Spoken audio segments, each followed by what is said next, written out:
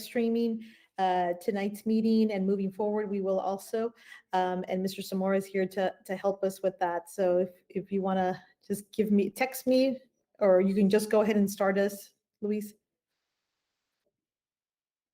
Perfect. Okay, well, thank you very much. So good afternoon. My name is Leti Salinas, and I serve as the Assistant Superintendent of Instructional Services. Last time we spent a long time getting to know each other and introductions, and I think as we continue to do this work, we will get to know each other even better. But I know we also want to embark and get started. I do want to introduce Mr. Bailey, who is here to support me and co-facilitate with myself. Good evening. Once again, I'm Mr. Bailey, and I'm the Director of Student Support Services. Wonderful. So thank you. So tonight, to get started with our agenda, if you all should have access to the agenda, and I do want to share that we do have some public comment this evening. And so typically what we will do is public comment is open for the community to certainly not only watch the live stream or watch the recording of our work, but there is also an opportunity for folks to submit public comments as it relates to our agenda. So we do have some public comments that I'll read into the record and for you all to hear. So I'm going to go to my screen just a second.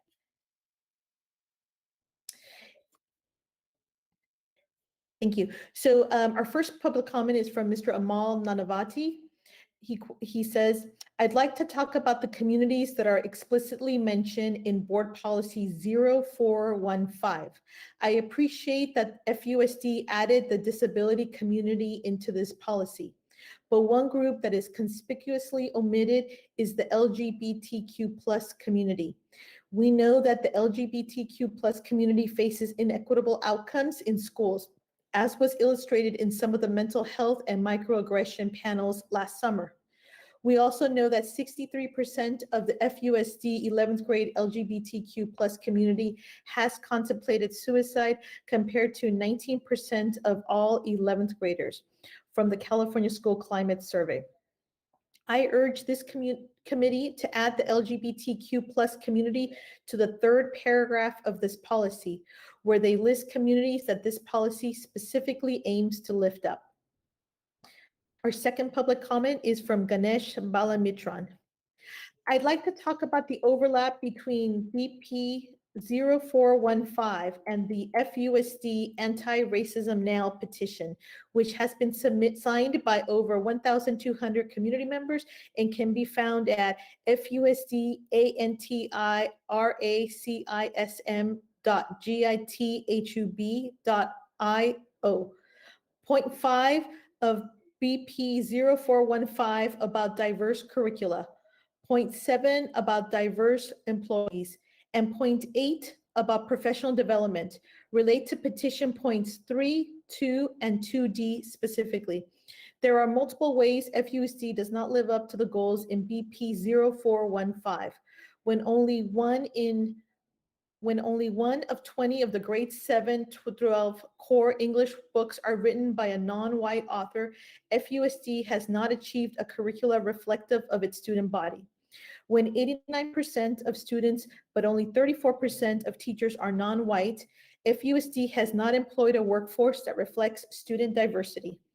I'd urge this committee to agendize a discussion about the FUSD Anti-Racism Now petition in terms of how to implement the goals in this policy. Our third comment for the evening and our final comment is the Equity Committee is reviewing the district equity policy today. I would like to understand the deadline timeline for finalizing and adopting the district equity policy. Please share a timeline with the equity team as well as the general public. Thanks. And that concludes the public comments for this evening.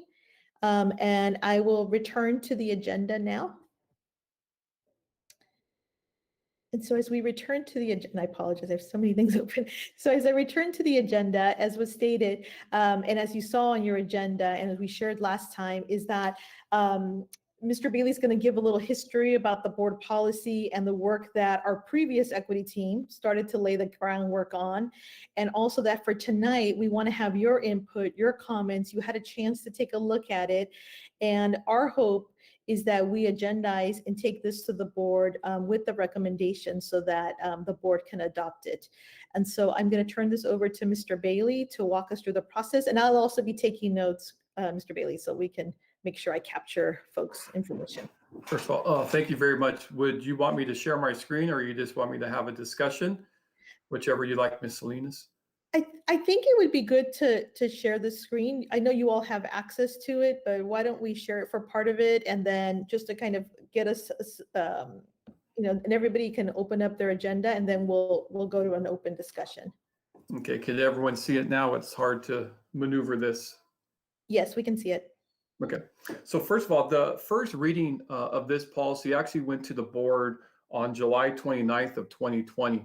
Anytime we submit a new BP or revisions to a BP, it at least goes through 2 reads. At that meeting, the board did make some suggestions, and then also referred us back to the old equity team to look at some suggestions that they might have at that point too. So that was done roughly in September, October time frame. We wanted to wait till we had this team established before we submit it to the board for a second read and hopefully a final read. So what you're looking at here is mostly California School Board Association, their recommended equity policy.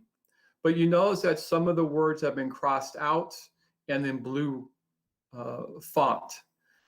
Anything that is in blue font, that means that FUSD is recommending that change. In some cases, and not in this policy, but in some cases, we also have a green font, and that means that it's really ed code that is included in board policies. But what I want to have a discussion, do we want to look at what else we could change? Because after tonight, as Ms. Salinas says, we will make the necessary changes. And then there's a certain format that I must present this to the board for, once again, a public meeting. And then hopefully they will finally adopt it. And then we can share it out with all of our sites to make sure that everyone is aware of our new equity policy. So Letty, I don't know if you have a particular idea on how you want this. I can't see people raising their hands on my end.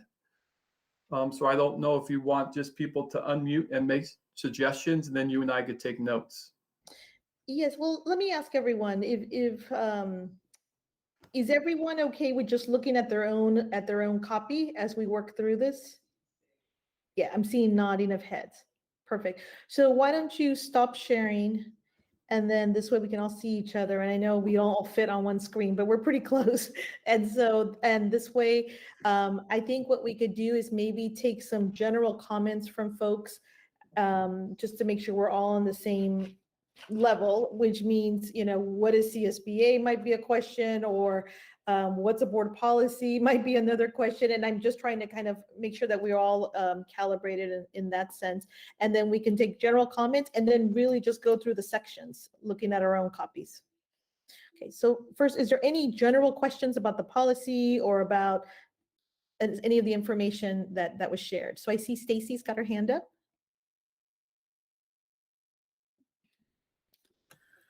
Hi, I was just clarification, and I don't know if it's a copy and paste in what I opened, but when I had printed the board policy for our first meeting, there were 4 paragraphs before it went to the numbering. But then when I opened up the document that Mr. Bailey shared with us again, it looks like we're missing the second paragraph. So I don't know if that was by error or whatnot, if this has not been approved based on the description. So I was a little confused. I think it really comes down to formatting, because when we submit policies to the board, we don't use Google Docs. So when I imported the document into Google Docs, it did mess up a lot of the margins and a lot of the spacing on this. But everything else should be in there. That was in there prior. I will double check that, but some of it is just converting this to Google Docs for this meeting. So when we submit it, it would be in a much more cleaner format of this. As you can see, some of the pages don't line up as we wish, and the indents are a little bit off, but those will all be fixed when we submit it for the school board to approve. I appreciate that, because what you showed is what I printed from the February meeting so I will look at that as we have our discussion. Thank you for clarifying that. I appreciate it. Thank you. Ms. Shen. Yeah, I guess just to follow up, I do have another question, but just to follow up, I compared the two versions and there is definitely the second paragraph is missing. The paragraph that starts to eradicate institutional racism, I guess, with the edit. So just to confirm, I guess, that I'm also seeing the same thing. The question I had was, I was curious as to why these edits that we are seeing were made and how those decisions came about and who implemented the changes. Yeah. It was a discussion with either the board trustees at that public meeting. Sometimes they will give us suggestions, and then sometimes it was our existing equity team that might have suggested some edits on this document. So it's either from the board trustees or the old equity team. Okay. Can I have one more follow-up question? What is our process to approve this? So essentially, we are an advisory body, right? But we also know that we are a strong group of advocates and a pretty diverse representation of our community.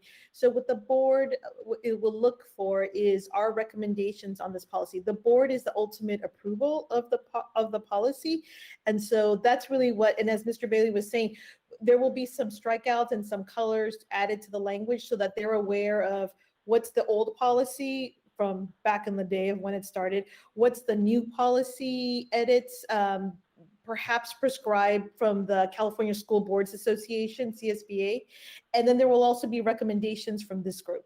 Right, but how do we finalize our recommendations? At what point do we approve that?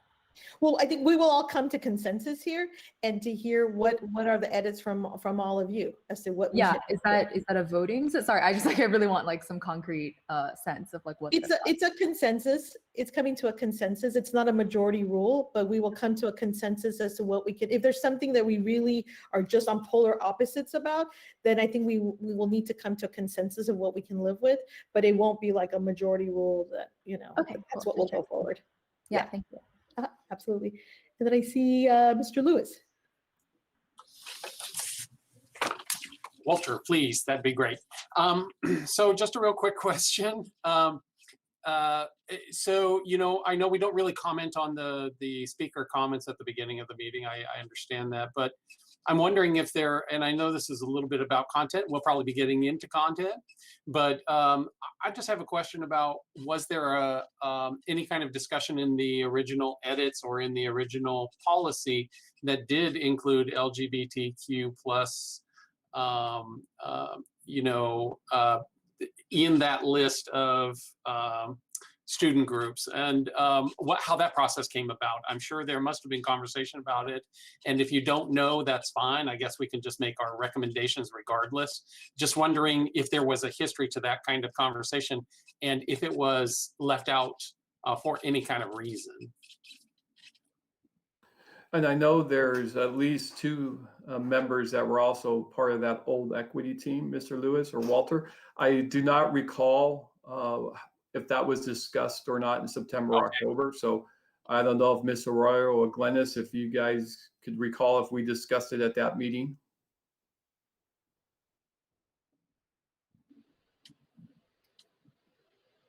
I don't recall that we did.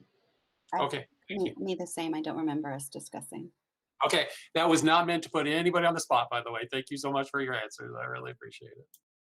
No, but I think that is a good point to bring up. And although we don't respond to the public comments, this is why we want the public comments, and this is why this is such a diverse representation of Fremont, right? Because we work, it's the continuous improvement, getting better, and that's why I appreciate all voices here. So I just saw a hand pop up. Where are we? Oh, okay, Ms. Lynn.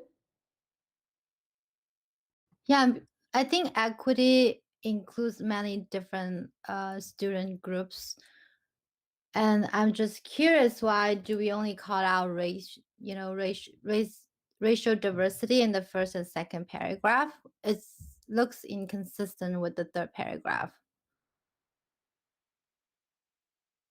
Okay, and I'm making notes right now, and I think let's continue to ask these questions, and then we're going to go to the next step of starting to actually make recommendations to make changes.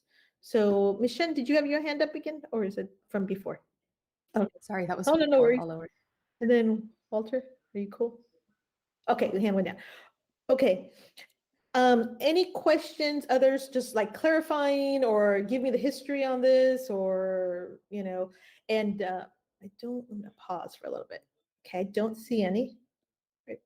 So now let's get to the actual, what I'd like to do is why don't we go paragraph by paragraph and see if there's something where we just see that we want to add out, like we just heard from Ms. Lynn, that question, right? And then some suggested language. Because although I appreciate the questions, I really, you're going to get to know me. I'm going to say, let's just put it on paper and let's start making some changes.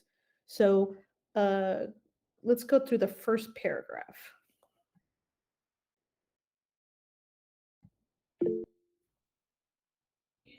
And the document should be on your, there was a question came up, it should be on the agenda. And then I see a hand, and I apologize because it's so hard. Thank you, Ms. Thank you, Elizabeth. And it's hard because with Google Meet, it's hard to look at the same thing at once. So I just saw a hand pop up, and I think we'll go to Ms. Lisa.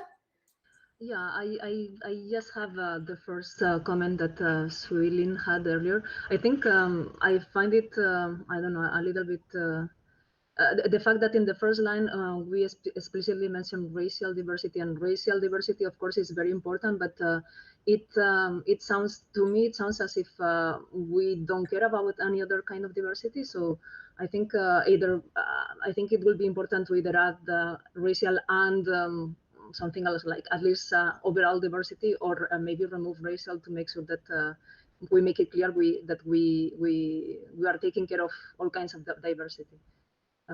That's my comment. Is there anyone in opposition with that? Or removing the word racial from that sentence to open up just pointing to diversity, and that would become more inclusive. Nancy.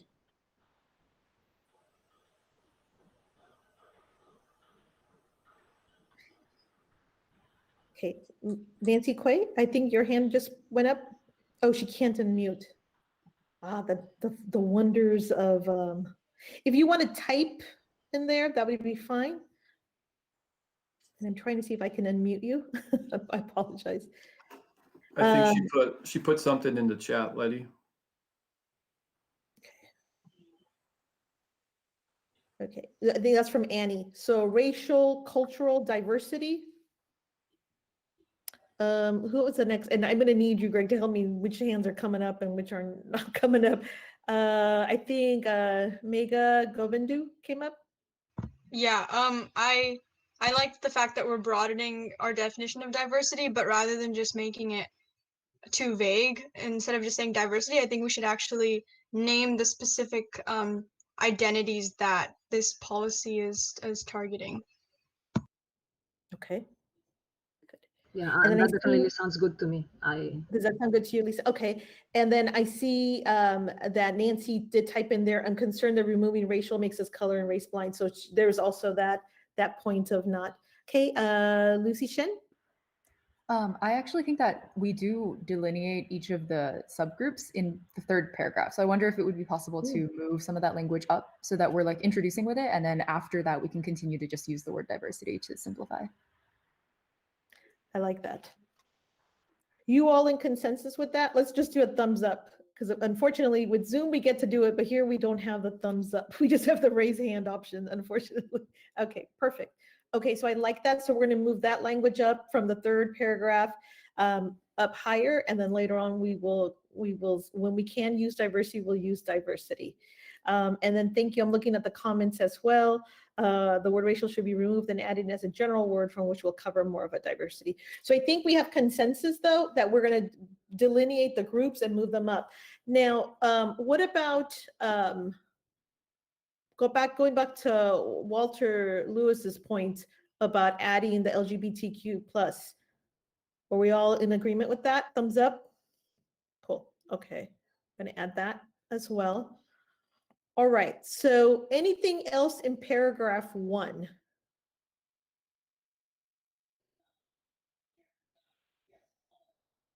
Okay, let's go to paragraph 2, and let's take a minute to kind of look at it, and then we'll start to.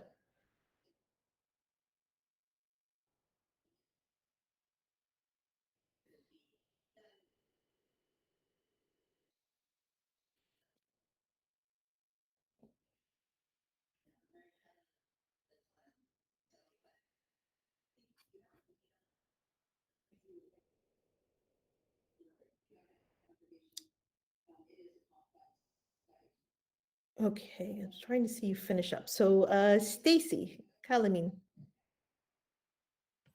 Hi again. It's not necessarily on this text, but maybe a clarifying. All of these ideas are great, but sometimes we think we hear it a certain way. And I know you're taking it to the board, but once these changes that we've actually suggested, is it possible for us to get a copy to see it? So like maybe we recollect something different before it actually goes, we have time to make a suggestion. I love that. Possible? Yes, it absolutely is possible. Yes. And we're making Sorry, it. I think I'm out of line, but it popped in my head. You and are not out of line. No, this is what I Yes, want this team to be about. So I completely appreciate that. So that's great. Okay, Thank you. absolutely. Okay, Yes. go I ahead, Greg. think, no, I was just going to say, I think Nancy has her hand raised. Oh, yes, Nancy, sorry about that. And she wrote, the district shall proactively identify class and preferences. What does this look like in practice? So let me share a little bit about board policies and then ARs. So a board policy is kind of the overarching document that gives us the ed code, that gives us the general statements, that really starts to build the language. The AR, which is an administrative regulation, that's how you operationalize it. So for example, I'll give a very simple made up example. A board policy can say, we shall offer breakfast to all students. Let's just say that. But then in an administrative regulation, the AR to that board policy, it will specify the school. It may specify which students get it for free. It may specify the price. It may specify. So it's almost like the operational part of it. So I think, when we relate to when Nancy's point about class and cultural practices, that may be something that we look at as we start to operationalize our work and really enacting the AR and what that looks like. Is there anything else I can say to that, Greg, or that you want to add to that? No, and traditionally our board trustees really would not make suggestions to ARs because they are just looking at the board policy. That's why you're only looking at the board policy right now. Once we get to that AR, of course, we will pass it through this committee before we do anything. But technically, board does not approve ARs. But we would work with all of you and with our practitioners as to how do we operationalize it and to do that work. Okay, any other hands on paragraph 2? Okay. And Nancy, is there a reason to only name class and cultural preference and not other identities? So I'm going to look at would we want to add more to make it more inclusive in this section, more reflective of like we did in paragraph 1?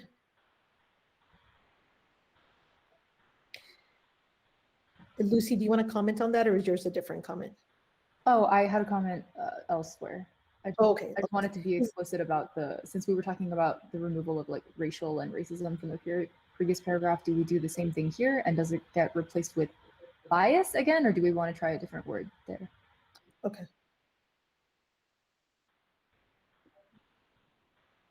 Okay, so hold that thought. Let's go to Mega. Am I pronouncing your name right? Yeah, that's correct. I Okay. just had a follow-up to Lucy's question. I think rather than bias, I think maybe we should say something like oppression. I think that covers the severity of it.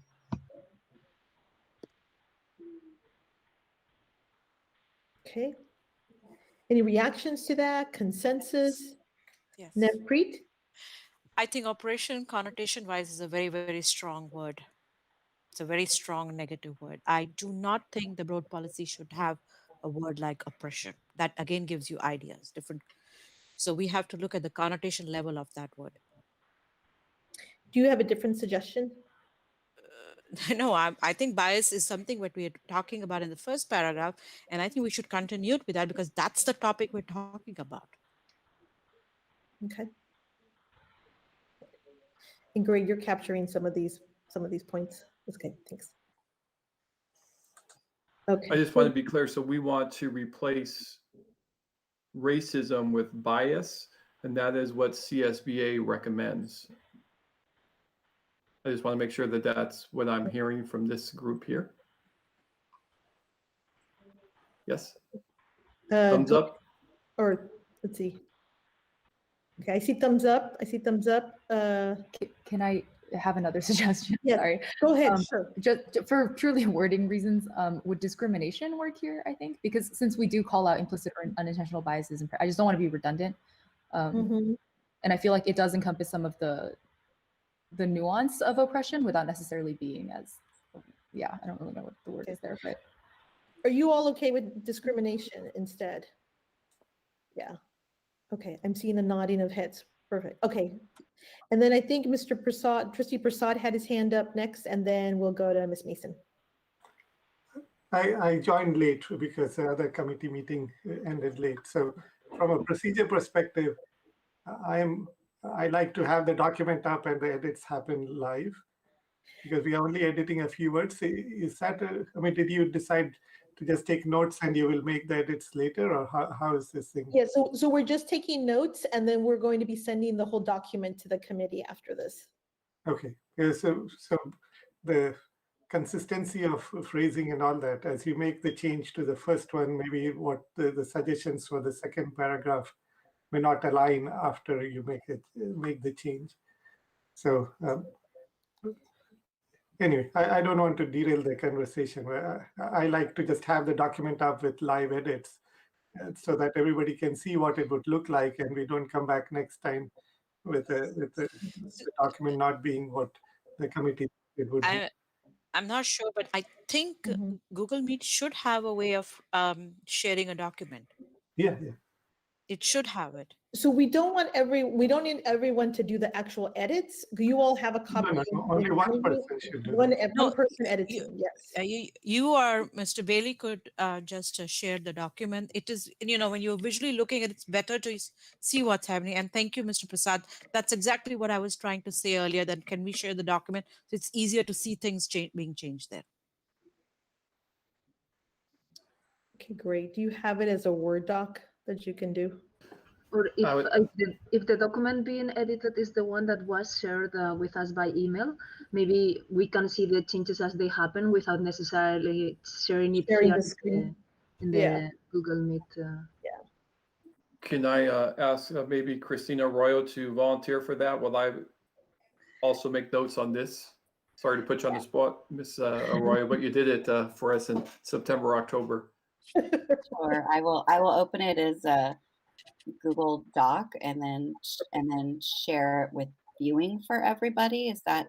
No, not for viewing for everybody. Everyone's got their own copy and they can log on and look at it at the same time is what I understood. Or did we want to share the screen? If you can just present your screen as you edit, then we can see what you're editing live as well in the meeting itself.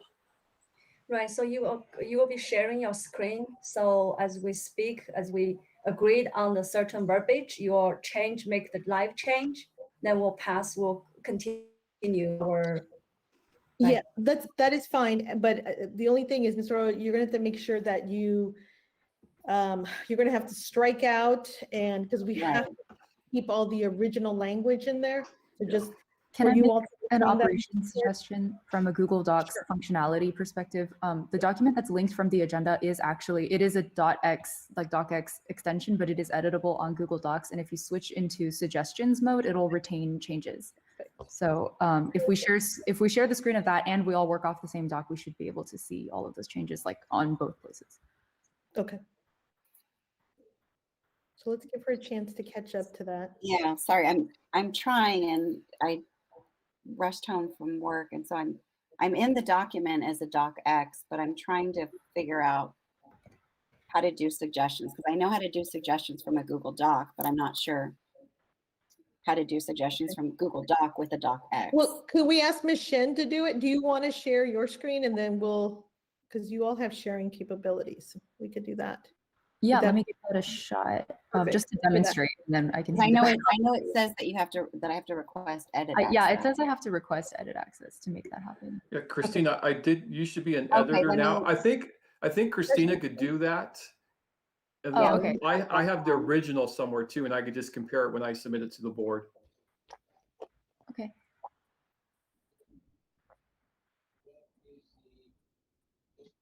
I'm catching up. Sorry, I'm rushing. Take your time. You're fine. It's been a long day. I know.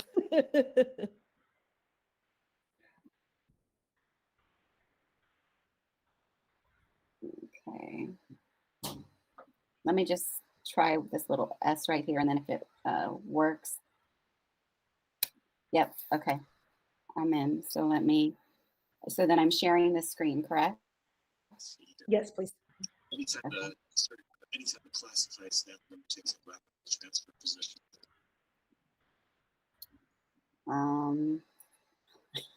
Sorry, I've never shared in Google Meets. I just want to share my window, correct? Yeah. Or tab, whichever you go to have it as a That's tab. easier. Yeah. Okay.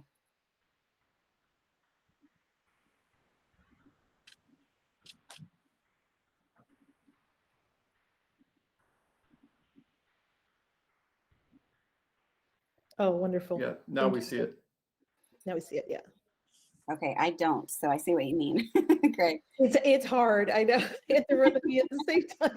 But what we'll do is that Greg and I will continue to we'll see as the hands are coming up. And yeah, once you have it in front of you, it's tough. Okay, so let's go to, I think, Greg, if you could look at your notes, were we on paragraph 2? Correct.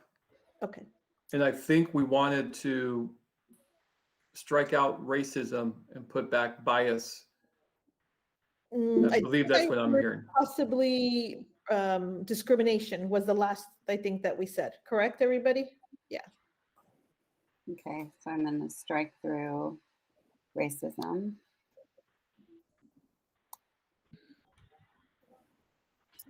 And then add discrimination, is that correct? Yes. Yes. Do you want me to do it in a different color, or is blue fine, or no? Blue is the color we use, correct, Greg? Yeah.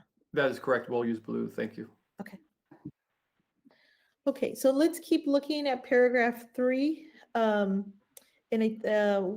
other questions? And I'm looking at all, see if there's any hands. Oh, Glynis, you were going to say something. Go ahead, Glynis. That's okay. We say institutional, so I'm not sure that institutional discrimination, is that like a phrase that would make sense? It may or may not, I'm not sure. But I think the thing for me is that when I think of institutional, I don't know that that captures systemic.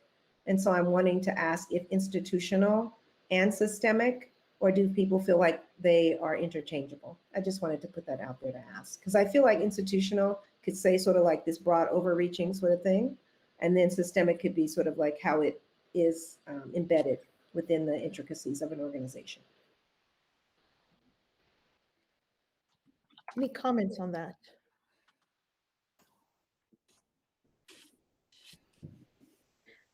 Yes, and I like your definition, Glynis, because you talk about the overall and then how it can either permeate and how it rolls out. So is everyone okay with that? A thumbs up with adding that? I see thumbs up, thumbs up. I agree. Perfect. Okay, good. I'll put it blue. Yeah, thank you. Okay. Anything else? I would say, Go ahead. Isn't Glennis trying to point out even the first line of paragraph 2 to eradicate systematic discrimination of any kind? Can we put there also systematic? So add the word systemic, so eradicate systemic institutional. Yes, yes, please. Are you all okay with that? Is it replaced? see. I kind of feel it's a little bit redundant. Is it better to replace the institutional? With systemic? Yeah. Well, I think going back to Glynis's point, I mean, Glynis, do you want to comment on that? Why you felt it should be both? Sure. I feel like there's sort of that sort of umbrella sort of a view of how we are as an organization. And then how does something permeate, or how is something sort of embedded sort of in sort of the inside of it, I guess, if for a lack of a better term. So I think we want to look at both.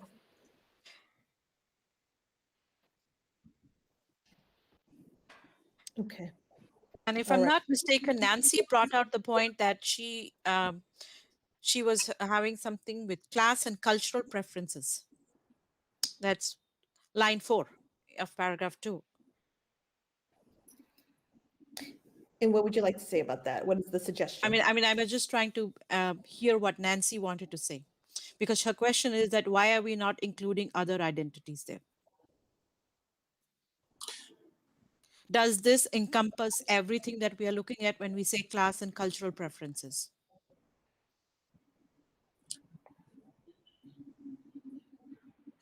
Okay. Would anybody like to comment on that? I'm sorry, I'm still on sentence 1. I don't think we actually made that solid. I think the suggestion that I heard before was that systemic, from I think Glynis's original suggestion was for the first sentence, was it not, Glynis? I'm sorry, I don't want to speak for you. Yeah. Yes. Okay. Start there and then leave it through. And I do believe that systemic is much more inclusive over institutional, or has a broader scope over institutional. So, you know, I would like to support Glynis's initial thing to say not institutional, but systemic discrimination of any kind. Hey, Glynis, that was for the first sentence then. Yeah, I think we would want to start there as our introduction. So are we taking out institutional, or have we come to a consensus on that? Yes, so I'm hearing that, and I don't see any objection to that, to strike out institutional and say to eradicate systemic discrimination. Okay.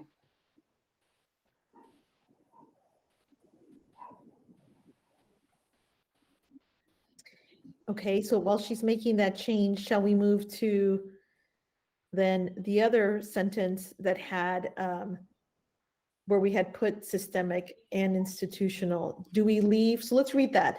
The district will also identify practices, policies, and institutional barriers, or do we say and institutional and systemic barriers?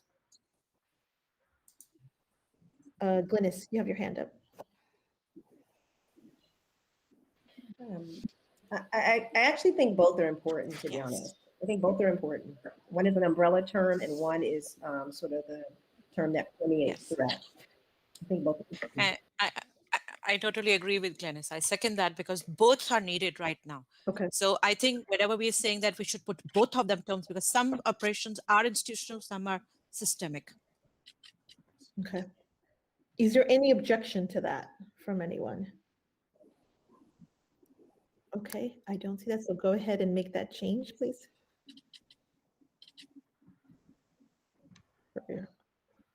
Okay, and now let's go ahead. Was someone saying something? Oh, okay. And now let's go to, was there anything else in this paragraph? I'm not sure, this is Annie, I'm not sure if this is appropriate place.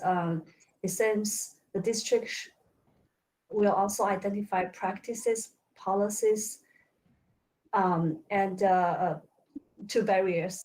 But I'm wondering where's that curriculum fits in, because I feel the curriculum needs to be appear somewhere, but I just don't know where it should be the right place. So I think systemic is the part where the curriculum comes in, where we are looking at things. So this is something I think in this policy, maybe if we need to kind of define what we mean by all these barriers. You know, what are the practice, what are the policies, institutional barriers and systemic barriers that we're looking at. So I think that comes in there. And I don't know, I'm sounding very anal because I'm a teacher also, but are we adding to eradicate institutional, or are we keeping it systemic only on the first line? Okay, so my understanding was that we were just staying with systemic. Am I incorrect? We can fix it now, but did we want institutional and systemic?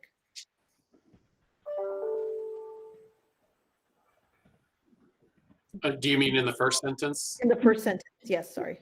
In my thinking, I may be wrong about this. In my thinking, systemic is kind of that umbrella, and we get a little bit more in depth as we go down to that last sentence. So I prefer it this way, but I can be swayed either way. It's kind of late in the evening. You can argue me down if you want. I agree with you. I agree with you, Walter. Yeah. Okay. All right, so let's leave it, and remember, we're going to see this one more time too. So let's leave it as is for now, and that's the umbrella, and then we get to the specifics. Now, speaking to the point about where does curriculum come out, it definitely comes out in systemic. And remember, this board policy, we are going to have an AR that goes with this, and that's kind of a separate document. But it, I would say at this point, curriculum, these all fall under like practices, policies, systemic barriers. All of that is all within, you know, the work, because what do? We're educating students. So it is a given that it's there. But if I think after we go through this whole thing, if we feel we still need to kind of go back again and add the word curriculum somewhere here, I think we certainly can. But I'd like to kind of just continue with the spirit of what we've got in front of us. And then, but hold that thought, Navpreet, we may come back to it. And just as an aside, I'm also looking down at number 5, and it does say adopting curriculum and instructional materials. So I think it's also reflected there, and maybe that's where the change needs to happen. So. Yeah, perfect. Okay. Let's keep going. All right, so the next paragraph. Sorry, can I raise one more point on this paragraph? Yeah, no, go ahead. Sorry. I actually don't know what the word preferences here means. I don't know what it's referring to, and I don't know what it means that the district will proactively identify class and cultural preferences. It just feels like an insinuation. I don't know what it's insinuating. Yeah. I'm very glad you brought that up, Lucy, because in my mind, if those class and cultural preferences are the one that induce this discrimination, then what about it?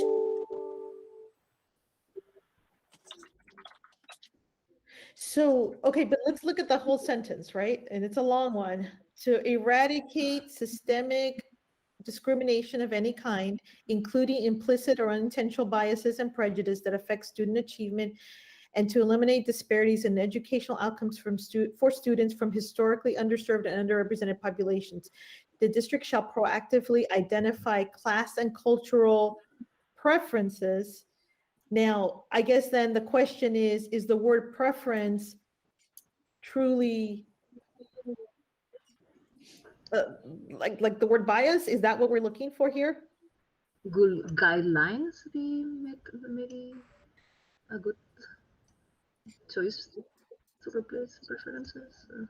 I almost like the word bias here, but I'm not sure if that's, I mean, for me, I mean, when I read this long sentence, what it tells me is that the district has to identify areas where there is bias about students or bias about employees or bias of folks. So preferences seems almost positive in a way. I don't know. Trustee Prasad, I see your hand. Yeah, see, so identifying is not an action, right? It's only part of the action. So maybe identify and eliminate, address something, right? Because otherwise we identify and then so what? So we should maybe if we add the identify and eliminate, then that goes with the eradicate in the beginning of the sentence. Yeah. I like that. Are you all okay with that? And then I see your point in but what if we were to say then, the district shall proactively identify and eliminate class and cultural preferences, and I see suggestion about class and cultural influences. A little different. Would problem areas encapsulate this? Christina, you want Or to? how about inequities? So Mm. the other thing that I was wondering is, could we, because it's talking about identifying, and the next sentence is also talking about identifying, I'm wondering if we could just end the sentence at populations, and then, you know, maybe start with the district will also identify practices, policies there. Oh, I see. That's Mhm. a good idea. Yeah. Maybe utilizing the word identifying cultural factors instead of preferences, or something to that effect, that negatively impact. Mhm. Well, like Mr. Prasad said, identify is just a small baby step. Rather, you replace identify with address. That's including all the actions, right? Mm. Okay. Yeah, I like that, because like address means to, I mean, address kind of accompanies identify, but I think it's more of an action rather than kind of a wish or a want. You're like kind of proactively pursuing it. Mhm. It's not as passive in the language. Okay. I like that. Okay, Christina, you want to try and put in some of those? Can somebody, so I hear the district will also identify and address. Is that correct? I think Yeah, we'll have we'll to put remove that in the now, yeah. also if we're removing the latter clause from the previous sentence. Did we come to a consensus on that? No, Okay. Educational outcomes for students from. That sentence will have to be rephrased as well. Yes, it will have to be. I agree, because the beginning of the sentence is only saying educational outcomes for students from historically underserved and underrepresented populations. That's not the only thing we are looking at. We're looking at other things too.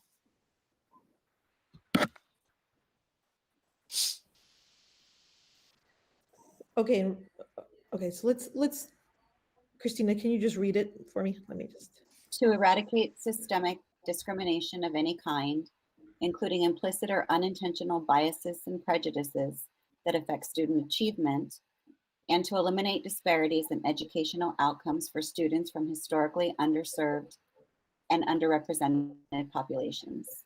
The district will also identify and address practices, policies, and institutional and systemic barriers that negatively influence student learning, perpetuate achievement gaps, access to opportunities for all students.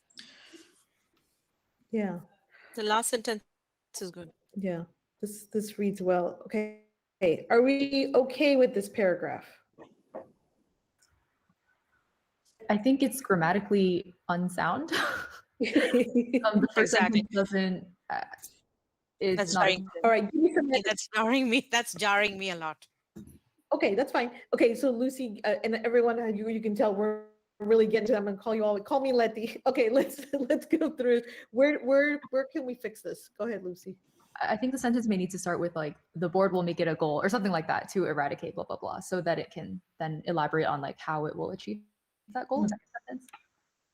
Okay, or should we say the district? Because this is also, it is their policy, but okay, we'll put that in first, Christina. The board. The board? The board Yeah. will aim to eradicate, perhaps. It is consistent with the following two paragraphs. The board shall, the board will. True. Okay, good. The board shall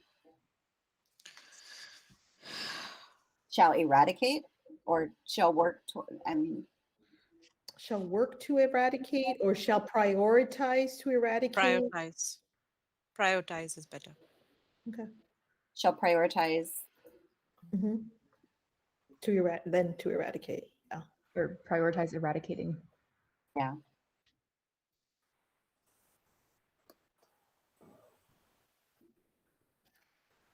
I'm just listening for the board shall prioritize.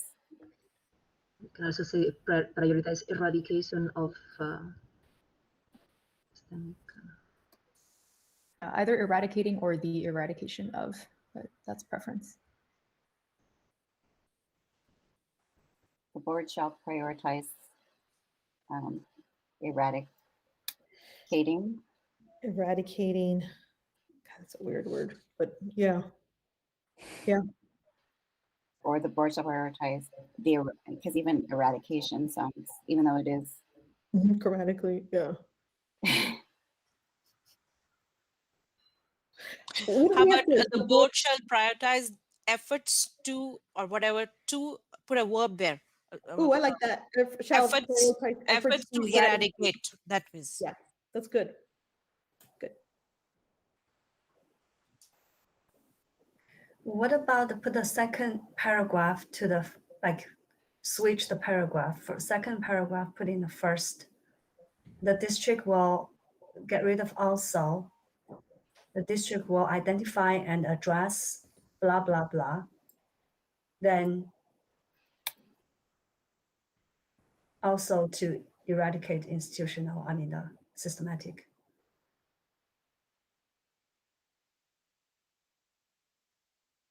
The whole document before we start like moving the paragraphs, just because I know that there's also California School Boards Association language in here. And I don't know if there's something to that, but please hold that thought. And I did see that Megan had her hand up. Sorry. Oh, I did previously, but oh, sorry. I don't. Okay, cool. All right. Let's go to the third paragraph. Should we remove the also? Go back up. Let's see. Where? District will identify and address.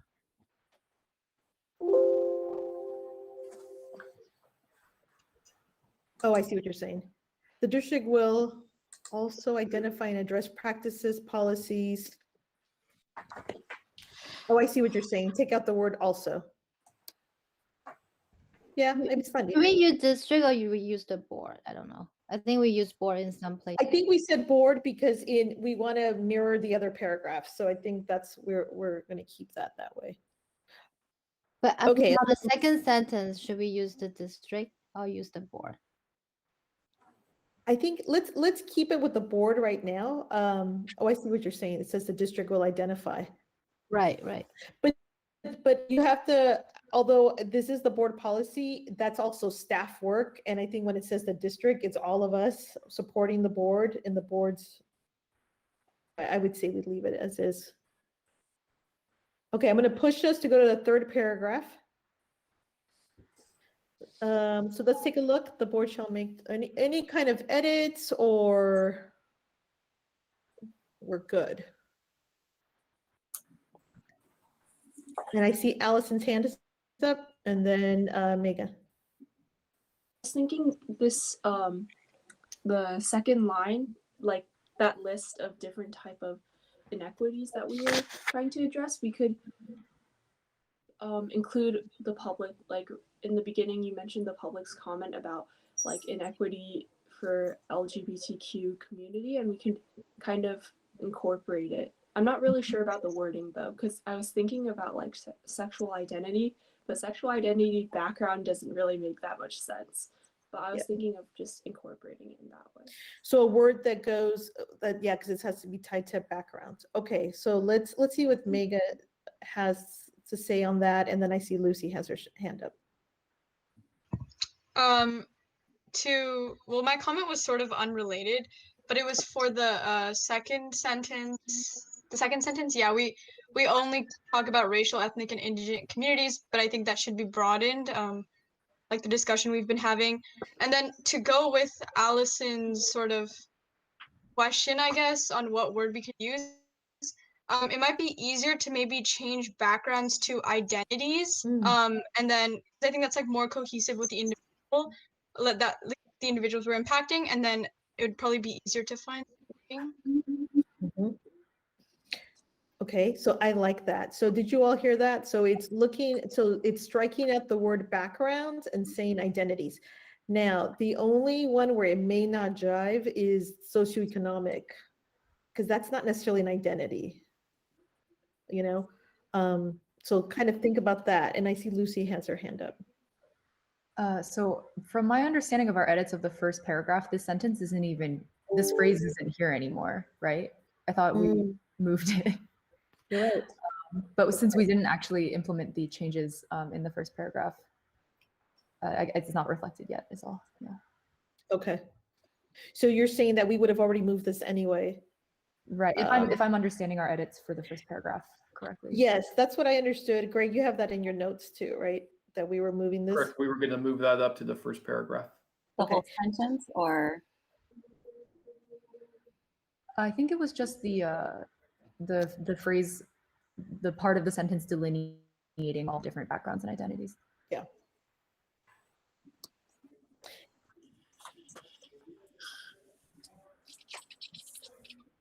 so am I moving to the first paragraph, or do we want to? You can, you know what, we have a note of it. We are going to move it later. Before you move it, I kind of now think we have to really delve into, do we include LGBTQ plus here? Question. And then two, if we change the word backgrounds to identities, I like it, but it just doesn't fit with socioeconomic. And perhaps maybe it's just rewording this sentence, and then we can move it. Well, the social economic background makes sense. What about just add the identity? Mhm. So say, let's see, deliberate awareness of impediments to learning faced by students of color and or diverse cultural linguistic disability. Yeah, this is a run-on sentence. This has to get reworked. So I think, yeah, this one. Diverse identities or socioeconomic backgrounds. Yes. Go in there and make that change, and then we'll have folks look at it.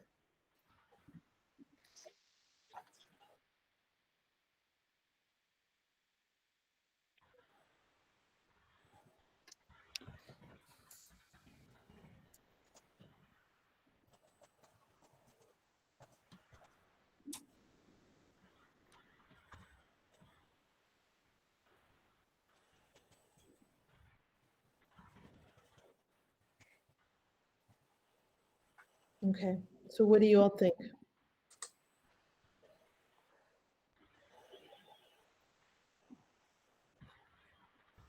Okay, I don't see any hands.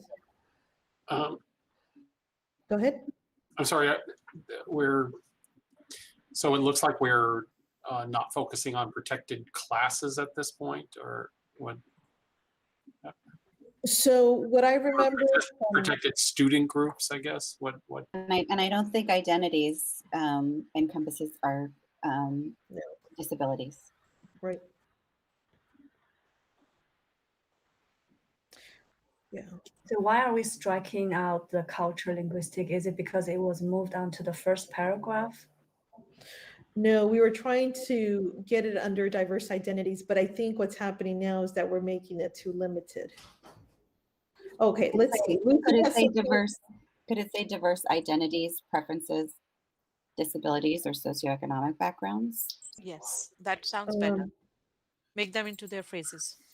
And Lucy also put something in the chat. Take a look at that.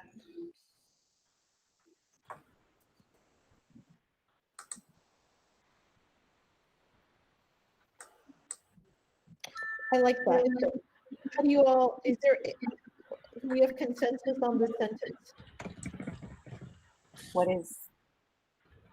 Oh, I'm going to read it to you. I know Christina can't see it, you guys, when she's sharing her screen. I apologize. So it says impediments to learning faced by students of color, comma, members of the LGBTQ plus community, comma, and or students of diverse cultural, linguistic, disability, faith, or socioeconomic backgrounds. Oh, sorry, I meant to add and identities in there since we talked about Oh, where do you want to add where are you going to add identities? just backgrounds and identities. Backgrounds and identities. Yeah. What do you think, Walt? I see. I love that. Great. Thanks, Lucy. That's Yeah. Trustee Prasad? No, I like it. I like it. I didn't raise my hand though.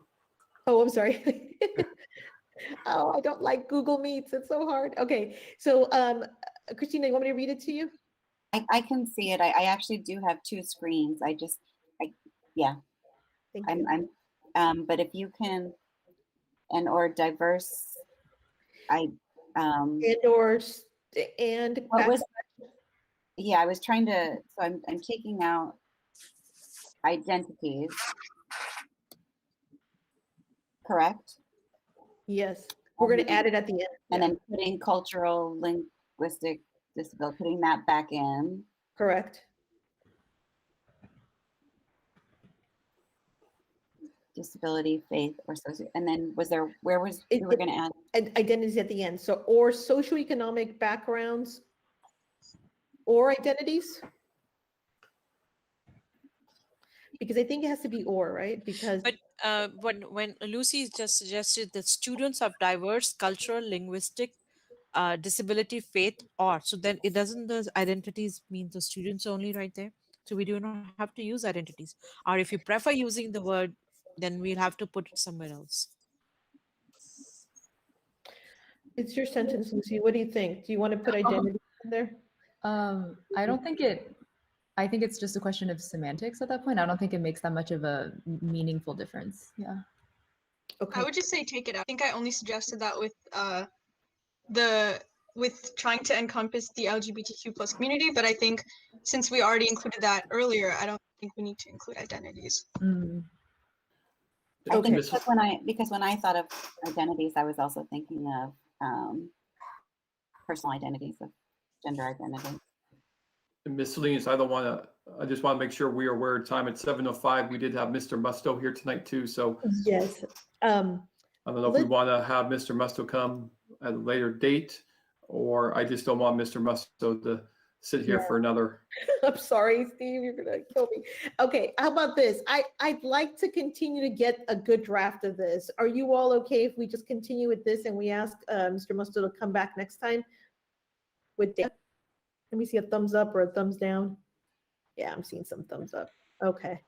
Can I ask a question about the data? Sure. What was the thinking, I guess, behind including the, I assume this is about the student testing data? It's not just the, yeah. Sorry. Yeah, so it's data because, you know, it's important to have data as we build on our discussion, but it's not just achievement data. It's also expulsion, suspension data. It's kind of really all encompassing. Okay, thank you. Yeah, absolutely. Okay, Mr. Musto, thank you so much. I owe you one. Thanks for joining us. He probably already logged off. Did he? Okay, let's keep going. All right. Okay, thank you, Christina. That's perfect. All right, let's go to the next. Anything else there? Let's move on. I did have one question, Letty. Sure. So I'm just not clear when we say faith by students of color, members of the LGBTQ plus community, and then we go on. So are students then being groups, because it says students of color, members of, and then it kind of goes on with these descriptors. I'm just making sure that we have clarity. Do you know what I'm saying? Because we're identifying a student group instead of making it broader.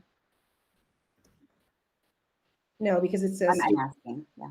Yeah, yeah, I'm saying because it says students of color, members of, and then I'm just like, are these all student groups that we're talking about?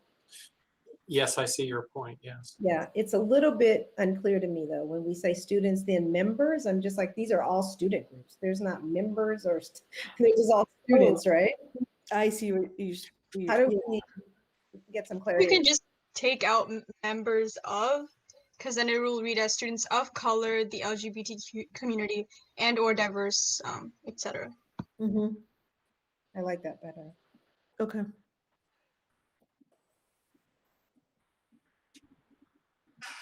Okay. All right. let's keep going. Okay, next paragraph. Let's see. So the board, oh, was there anything else on that paragraph before we move on? Should we use a different color for LGBTQ? That's new, right? Oh, yeah, yeah. Yeah. And we'll double check this with the old one, but we know, yeah, some of it's blue and some of it's, okay. All I right. think we can also remove the and or. I'm not really sure what that's referring to. I think we can take out and or. It should just be And or. students of color, the LGBTQ community, diverse cultural, linguistic, disability, faith, or socioeconomic backgrounds. I don't think we need the and or. Okay, okay, yeah, I see what you're saying. Because it's all going back to students, right? Okay, cool. Okay, let's keep going. The board and the superintendent or designee shall develop and implement policies and strategies to promote equity in district programs. Okay, so now this section, I see some hands. So Mega, let's start with you. This is a really nitpicky thing, but I noticed that in the previous section we wrote or instead of and or. And I know last meeting I mentioned about intersectionality. So I think just adding and / or is like acknowledging that people can have multiple of these identity or backgrounds. I see. Yeah. Okay. All right, good. Okay, Glynis. Oh, sorry. Navpreet. So are we not going to review the rest of the paragraph 3? Well, I asked if there was any, but no one said anything. Yeah, but there is something, you know, if you read it, it says I'm sorry. To ensure the equity, to ensure that equity is the intentional result of district decisions, the board shall consider whether its decisions address the student's needs of, and the student has been struck there, needs of from racial, ethnic, and it's okay. Can we just fix that? Yes. The of is also struck out. Yeah, it's also struck out. I'm sorry, I didn't hear. The needs from racial ethnic. I think it's correct. The of is also struck out. It's not very visible. Mm-hmm. So I'm sorry. Okay. Technical issue with the working from home. What was that I think we clarified. It's hard to see that there's a strikeout on needs of, but it is struck out. So the need right here? Yeah, it's okay. So leave it alone. It's fine. It's okay. So I couldn't see the off being cut off. I'm sorry. Yeah, these are old fonts from back in the day. Okay, let's keep going. All right, so discussion, anything else I don't hear for that paragraph, but now we're moving on to the board and superintendent, and then we have these numbered. So let's just take a minute to just read this section and see if something comes up.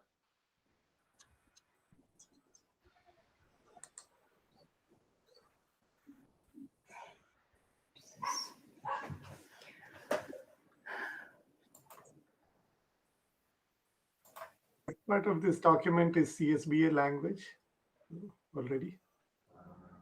Is this the CSBA part? Yeah. Yeah, this is all CSBA minus the blue. The blue would be ours. Okay. Okay, so I see Annie's hand and then Nefri. So the number 2, I read the second paragraph. Such resources include access to high quality administrators, teachers, other school personnel, funding, technology, equipment, courses should be included here because they are, based on observation, there are certain courses are not equally accessible. So I think it's very important to add courses here. Do we have consensus on that? Or would anybody like to comment on that? I see some thumbs up. Okay. I'm sorry, I don't know exactly where the, okay, thank you. Yeah, there you go, thanks. Thank you, Christina. Okay, other comments on this section? And yes, this is CSBA language. And what that means is that the majority of our districts have this language. And then of course, our previous equity team has also looked at this. Okay, so let's keep moving on down to the next section. Oh, good. So let's look at the whole. So number 4, building a positive school climate that promotes student engagement, safety, and academic and other supports for students. Okay. Keep going. Okay, so let's look at numbers 5 through 9. And Mega? I actually raised my hand a little earlier, but I'm wondering, what does other supports mean in item 4? Okay. So you have, when we look at board policies, there are some times where it is good to have some general language because other supports can look differently. You know, equity means giving students what they need. So other supports may speak to, if it's, you know, for a student, so this is in reference to a positive school climate, right? So other supports may be some supports with, you know, one-on-one meetings with a teacher after school, or it may be that the student, you know, is not coming to school on time because of transportation issues. And so another support might be a bus pass. So it is pretty general so that it allows that flexibility for the school sites, the school administrators to really be able to give the student what they need. That would be some examples. Yeah, thanks. Yeah, I second Ms. Salinas that including mental health support as well, which we commonly see in high schoolers. On the number 5, adopting curriculum and instructional material that accurately reflect the culture diversity among. I think that diversity, we should add a few descriptive words around diversity, either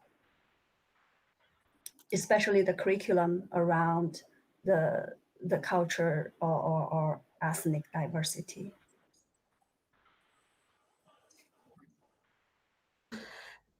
I think, well, let's hear from others, because I know that looking at that, I mean, from my perspective, I think one of the most important words there is the word accurately reflects, because we do have, you know, schools have a curriculum, but it's also the accuracy of how it's reflecting the diversity of the student groups. So in this sense, do we see a need to make it more specific by student groups, or or is the word diversity enough encompassing for this board policy? Because I think that to me, when I read it, the generality of student groups, I think can be so many diverse student groups of what we kind of captured up above. Okay, good. Okay, Elisa and then Stacy. Yeah, I was just going to say that I think diversity should include everything we can think of, right? So if we attempt to start listing here, are we going to leave out other kinds of diversity? That's my only concern. Okay, thank you. Stacy? As much as I hear the concern, because it's reflected or will be reflected on the top where we're actually defining more what population, I believe, like it's been said, this is board policy and actual the AP document, which we'll eventually be getting. I think that's when we'll go more nitty gritty into what this means. And maybe because I'm thinking about it in the lens of representing the CNI advisory committee, this would be something that could then be moved on to that advisory committee to make sure all of our curriculum and instruction is in line to this board policy, if I'm understanding things correctly. And as much as I know that we want to incorporate everything, sometimes when it starts to get too wordy, then it gets overwhelming. But maybe that's me in a kindergarten mindset. So I apologize on that. But that's all I have to say. Hey, a lot of us still believe everything I ever needed to learn, I learned in kindergarten. So thank you, Stacy. So let's see. So if we're all okay with it, let's leave. I think we have consensus to leave it with just the word diversity, knowing that the spirit of the whole board policy has some specific groups called out. And I see Nancy raised her hand as well. Right, and now I can unmute. I actually have a point. I actually have a point about the first one, number 1. I don't know if we're ready to move away from. Okay, so right before we do so, Annie, are you okay with that? And are you? Yeah, I'm all right. I think what lady said makes sense. If we will start listing, then this is gonna be very long. I'm fine with it. Thanks, I appreciate it. Okay, let's pop back up to number 1.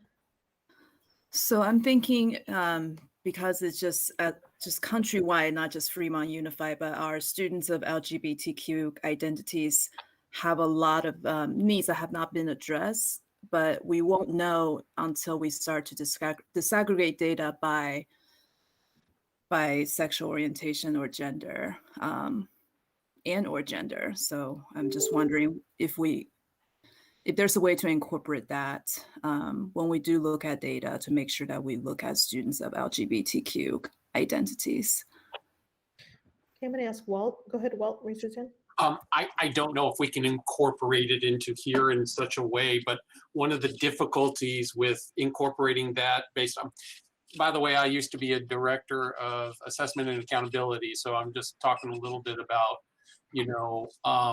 the problems with trying to disaggregate by LGBTQ plus communities is more a problem of self-identification, especially when we're talking in some of the lower grades. So I'm not quite sure how we can reflect that to say, hey, we're going to try to disaggregate it.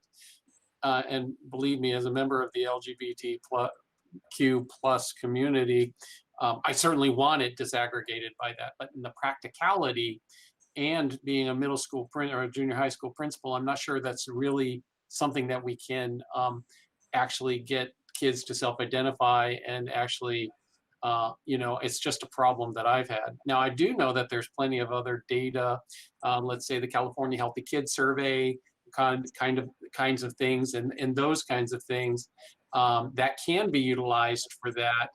I don't know if we want to say something about it being more general, or if you want to give me a little time to think, because at 7:20 in the evening, I have no brain cells left. I'm really gonna admit that.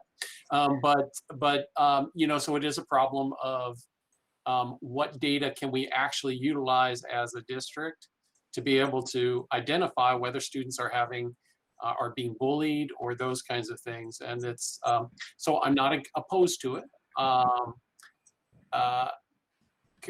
And I'm thinking through this as we're speaking, so it might be a good idea to put that in there because there may be some data just with Healthy Kids Survey or some of those socio-emotional kinds of things. Maybe that's a question for Steve Musto to tell us, all right, how could we identify those students' needs based on their LGBTQ plus kind of identities. So, did that make any sense to anybody? I'm not sure. It does. No, it does.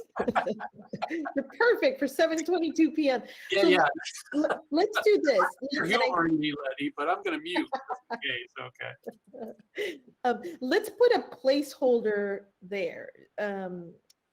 Maybe, and this is not the sentence, but perhaps just the word research, data, LGBTQ community or something like that. But I see other hands, and then I'm also looking at this clock because I do want to have some closing, and I think we can let's take a few more minutes, and then we're going to just recalendar what our next steps are.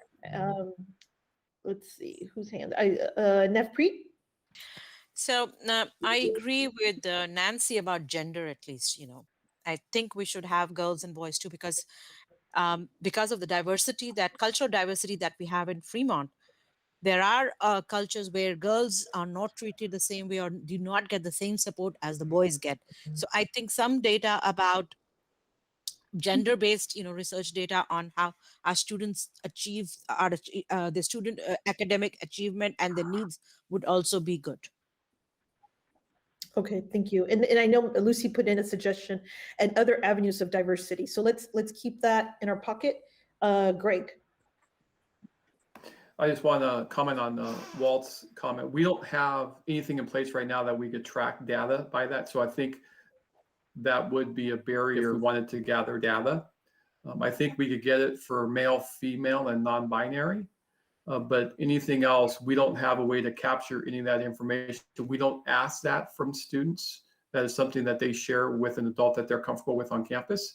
And we traditionally have not marked that anywhere in our system where we could collect data. Okay. So I'm looking at the clock. Oh, Walt, did you want to say something? You thought about something?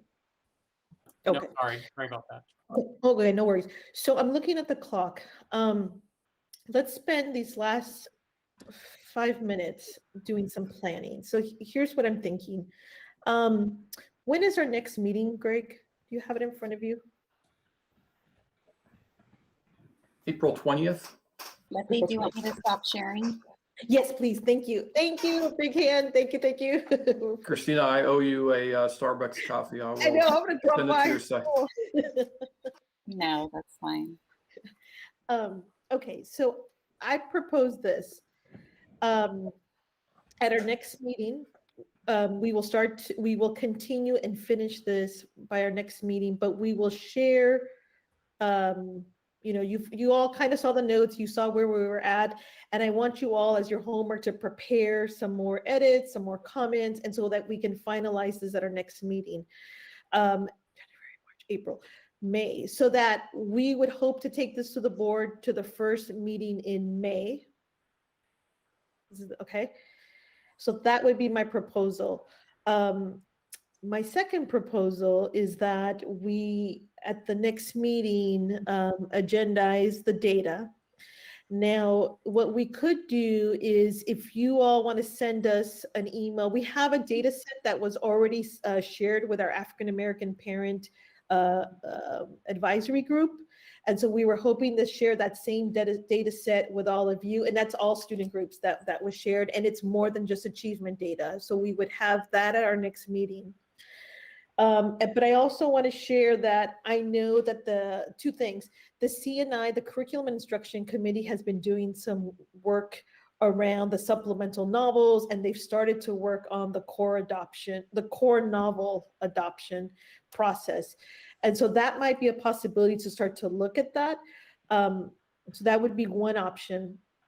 And the second thing is that I know that at a previous meeting, there was an ask for the board to look at a Black Lives Matter resolution. And the board did ask for it to come here. My ask is that we actually have our African American Parent Advisory Group look at it first, and then we look at it after they look at it. And so those were some of my suggestions. So I'll open it up to all of you. I see a hand. Nancy. Oh, sorry, that was from the previous hand. Oh, okay, no worries. Nefpreet, was your hand up new? No, I'm sorry, I forgot to lower it. It's end of the day. I'm tired. My brains are still tired like Walter's. All right. You guys are rock stars, let me tell you. Teaching the whole day, and grading, I'm done. I know. Okay, so let's do this. So I'm going to summarize. So we will continue this work at our next. Oh, Stacy, go ahead. I'm sorry, maybe I'm on too many meetings and I'm not volunteering because I'm already secretary on too many committees. But is there a point where eventually we'll either get summarized notes or minutes of these meetings so that we're documenting for the community and for everybody else, and that our this team has accountability? So I was just asking, how does that fall in eventually? Is that where we develop the frameworks and the procedures of this group after we deal with this board policy? So yes, we are going to, so we're video recording, we are live streaming, we will capture the notes and our next steps. And so yes, so Greg and I are going to be meeting to talk about that.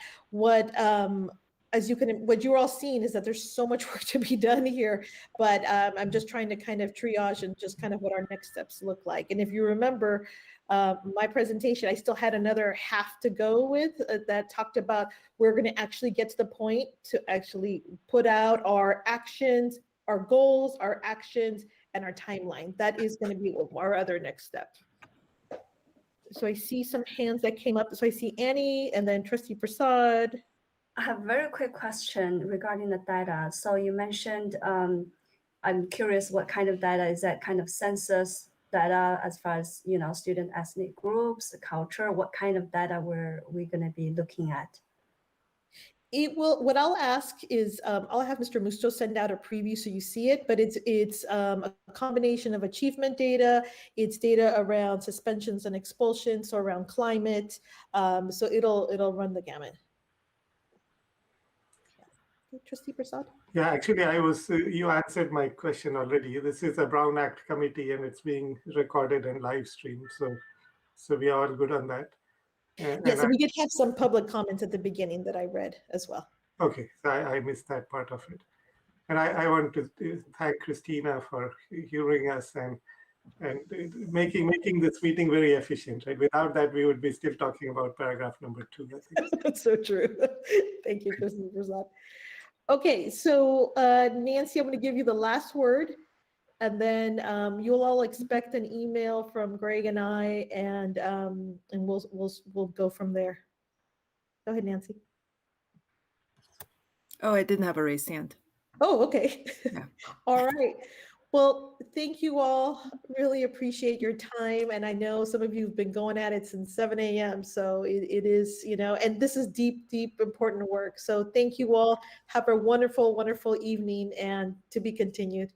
Thank you, Mr. Zamora, also for joining us and live streaming us. So bye-bye, everybody. Thank you. Bye-bye.